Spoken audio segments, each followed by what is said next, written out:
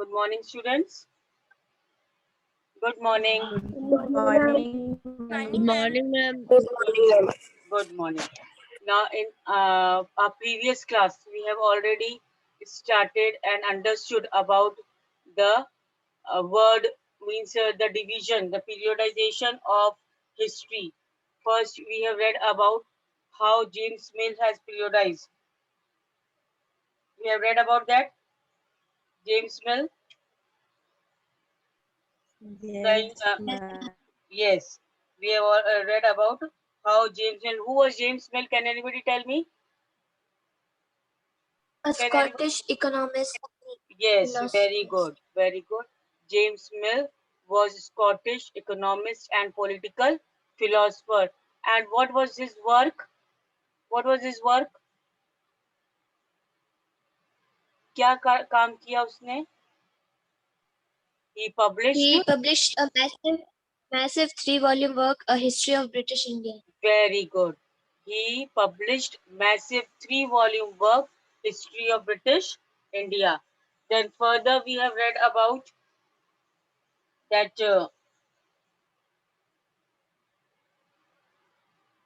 and according to him, how means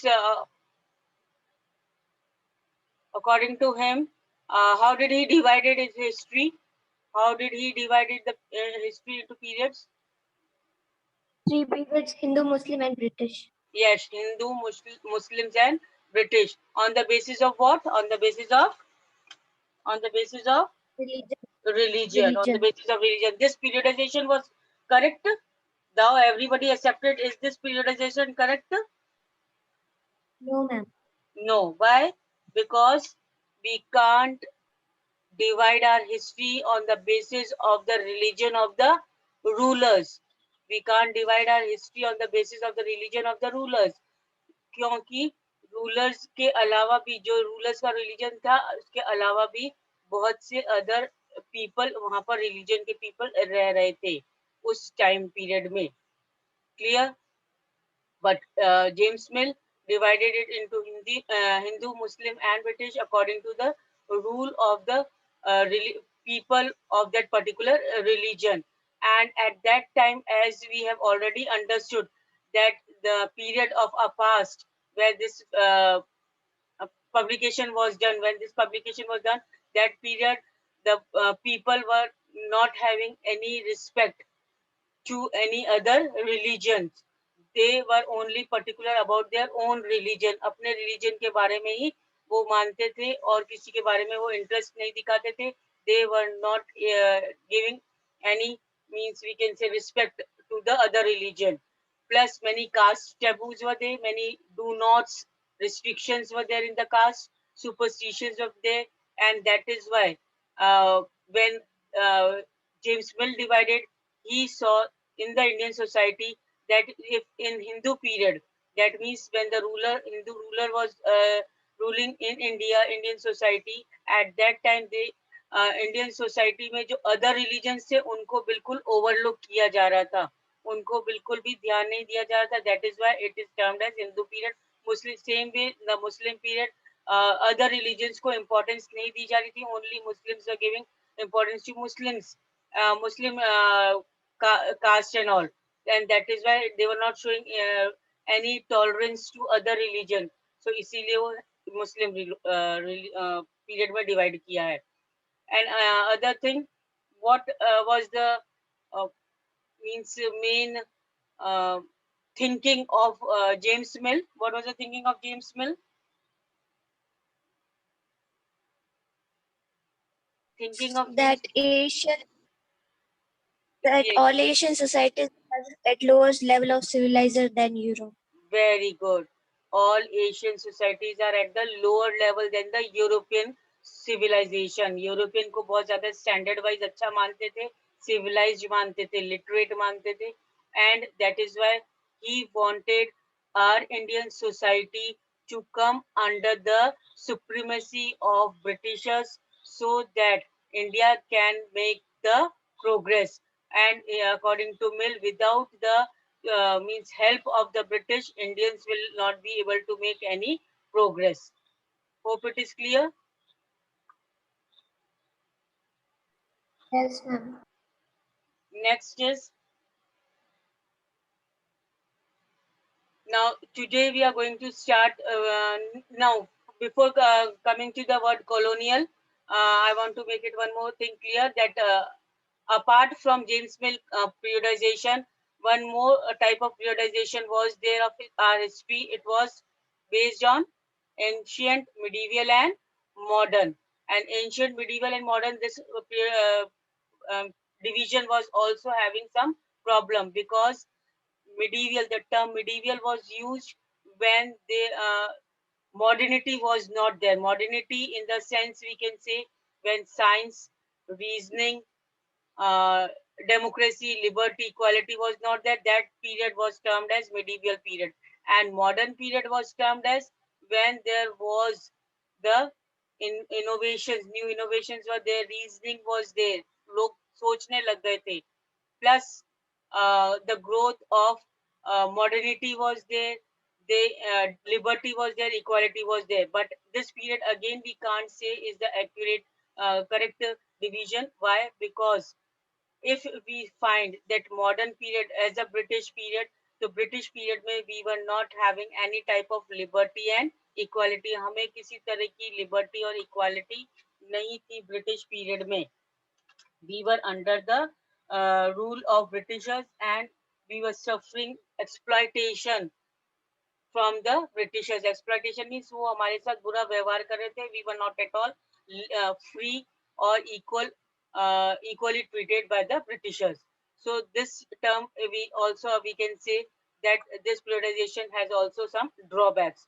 Now, many historians therefore refer this period means modern period, as colonial period. Why modern period is termed as colonial? Because at that time the period was of Britishers. We were under the control of the Britishers, supremacy of Britishers were there.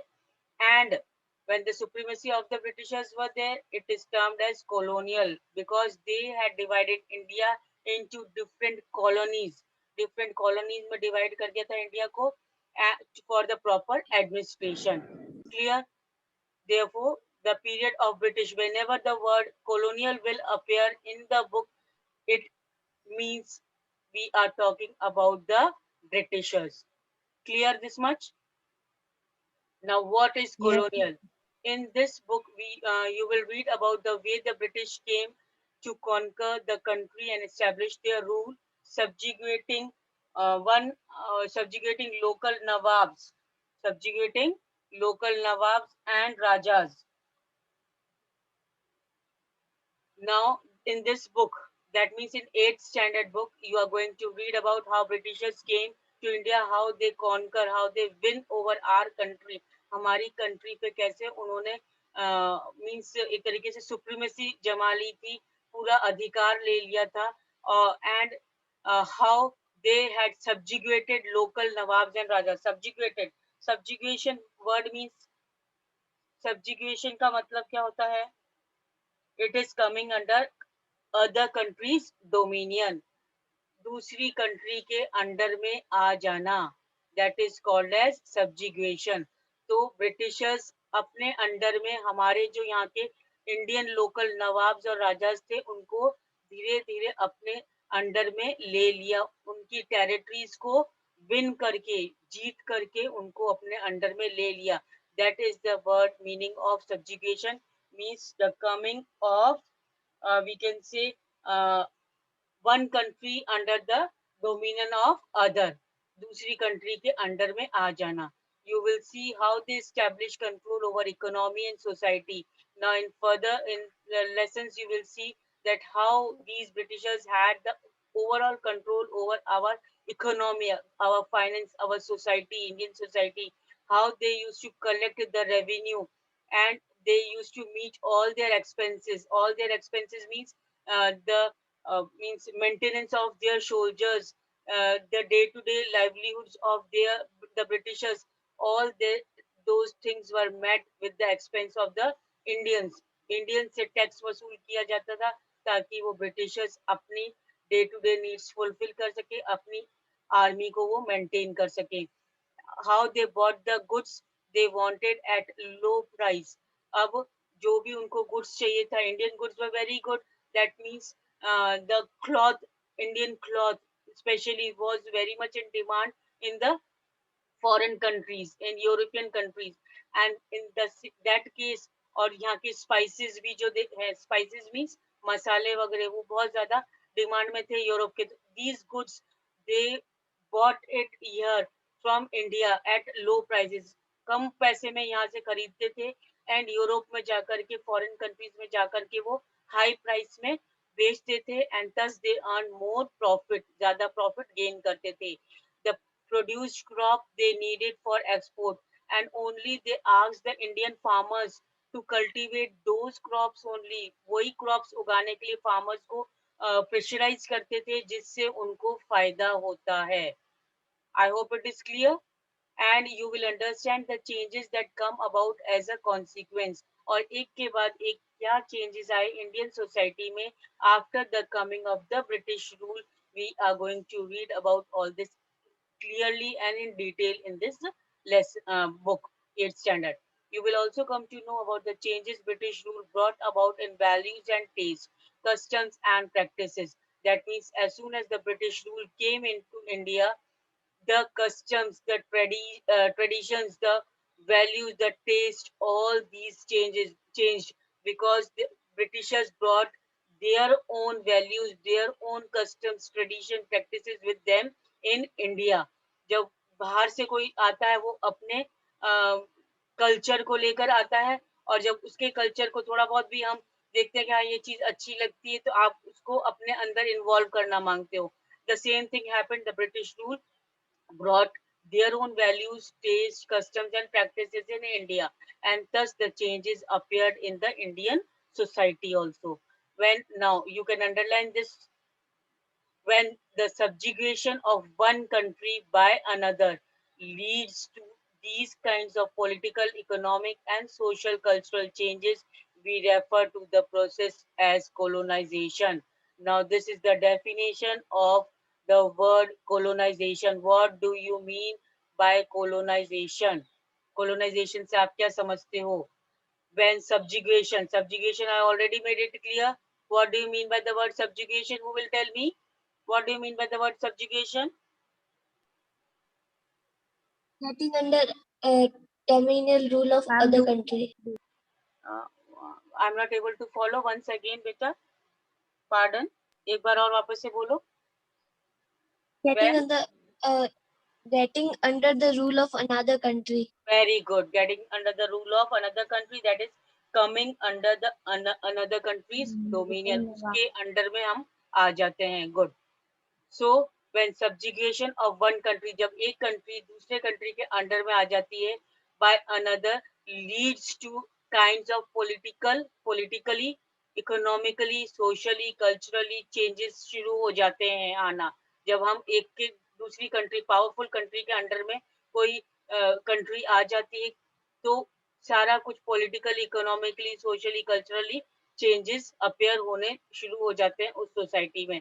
And then we refer to this as a colonization. और ये हमारे India के साथ हुआ.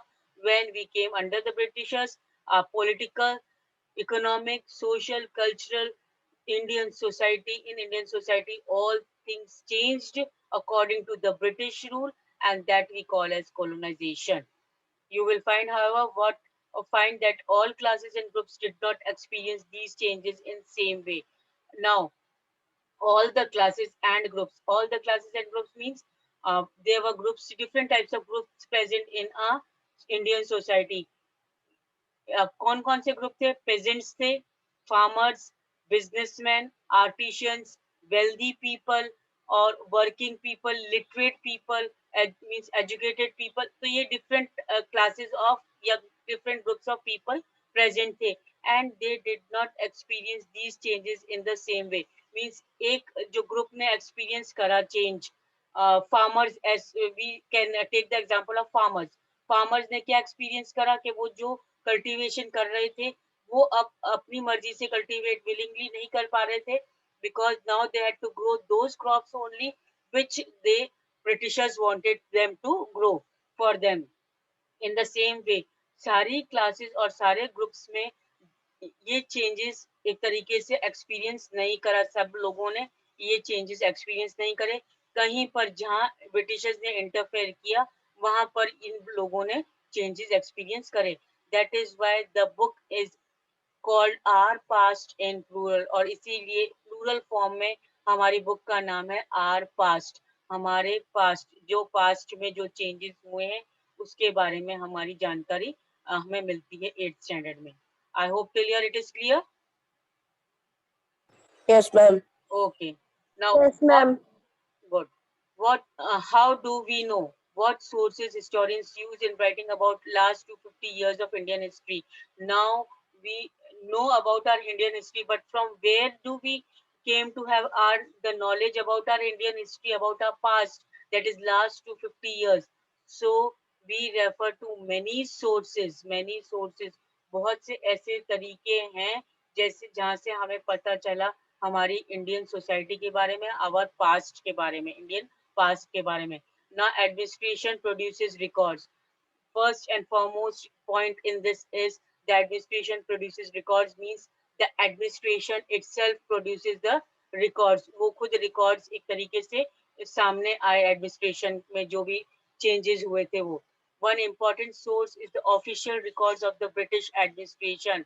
The important source of official record is the British administration में जो भी official, हाँ, ब्रिटिश एडमिनिस्ट्रेशन में जो भी ऑफिशियल रिकॉर्ड्स रखे गए थे वो एक तरीके से हमारे लिए सोर्स का काम किया to know about the British history when we were under the British supremacy of the Britishers. Now the British believe that the act of writing was important. Now for most important thing, Britishers ये सोचते थे कि लिखना, to have a note of each and every thing is very important for the Britishers. Every instruction, plan, policy, decision, agreement, investigation had to be clearly written up. Now, according to the Britishers, whatever instructions given to the people, whatever planning was done for the upliftment of Indian society or for their interference, whatever policies were made by the Britishers, the decisions taken, the agreements, planning were done, investigations were done, means each and every activity should be noted down, should be written up on the paper. This was the main thinking of the Britishers at that time. Once this was done, things could be properly studied and debated, and they were of the view that once the things are properly noted down, properly written, then only we can study those things and we can discuss those things later on in future also. अगर हमारे पास कुछ लिखा हुआ तो हम आसानी से जब कभी हमें जरूरत पड़े, we can take out that material, written material, we can study about it, and we can also discuss on that written material, on that particular we can say agreement, decision or investigation or plan or policy. Clear? Now this conviction produced an administrative culture of memos, notings and writings. So whatever memos means जो भी letters दिए गए थे, किसी को भी कुछ letter लिख कर देना है to ask for something, those come in memos. Then notings, कुछ भी note करना है किसी के बारे में, planning के बारे में, agreement के बारे में, or any reports to be given to anybody, everything was written in administrative culture of the Britishers. Now, the British also felt that all the important documents and letters need to be carefully preserved. Britishers ने ये भी सोचा कि जितने भी documents और letters है, they should be carefully preserved. तो बहुत अच्छे से संभाल कर रखा जाना चाहिए. So not only they were giving more importance for the writing, but they were giving more importance for the preservation also. Okay, preserve भी करना चाहिए, वो चीजें preserve भी करना है. So they set up record rooms attached to all administrative institutions. So उन्होंने क्या करा, अब जो भी writings हुए, records रखे गए, उनको एक तरीके से preserve करना, अच्छे से संभाल कर रखना. अब कहाँ पर संभाल कर रखेंगे? So for that record rooms were made. Record रखने के लिए record rooms बनाए गए, and those record rooms were attached to all administrative institutions. जितने भी institutions थे, government institutions थे, उनमें वो रिकॉर्ड रूम्स अटैच करके बनाए गए ताकि पर्टिकुलर गवर्नमेंट ऑफिस का रिकॉर्ड्स उस रिकॉर्ड रूम में वहीं पर आसानी से मिल सके. So the village Tehsildar office, now these were the government offices: village Tehsildar office, the collectorate, the commissioner office, the provisional secretariats, the law courts, all had their record rooms. So these were all the governmental offices, and these offices were all having their own record rooms. Specialized institutions like archives and museums are also established to preserve important records. So, specialized institutions. Which are the specialized institutions? Archives and museums. Archives, I already made it clear. What are archives? Can anybody tell me what are archives? We have read earlier about it. Archives. They are the place to keep the important manuscripts and all, documents and all.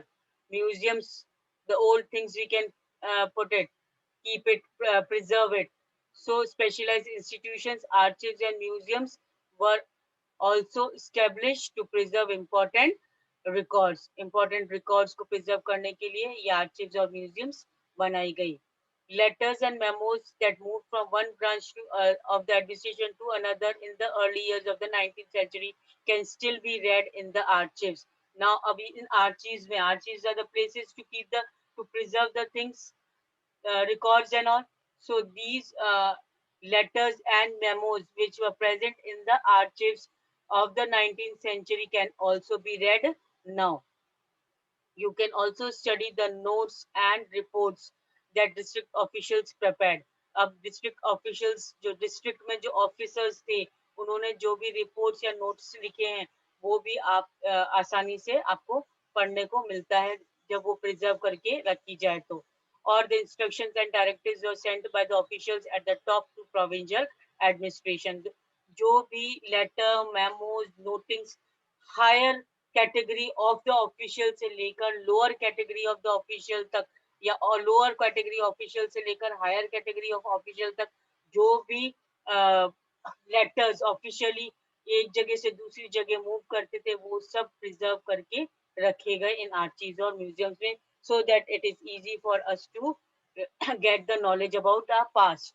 In the early years of the 19th century, these documents are carefully copied out and beautifully written by the calligraphist. Now, in the early 19th century, what happened in the early 19th century? These documents, the letters, the memos, the notings, the decisions, whatever the written material was there, those documents were carefully now being copied. अब उसको अच्छे से copy करा गया. How they were copied? In beautiful handwriting. And who used to copy this? Calligraphist. Calligraphist. Who are the calligraphists? Underline this. Calligraphists are the people who are specialized in the art of beautiful handwriting. जिनको beautiful handwriting लिखने का बहुत अच्छा तरीका आता है. Means जो written material है वो अलग अलग हैंड राइटिंग में अलग अलग ब्यूटीफुली लिखने का जो तरीका आता है that is called as a person called as a calligraphist. So calligraphist, who is a calligraphist?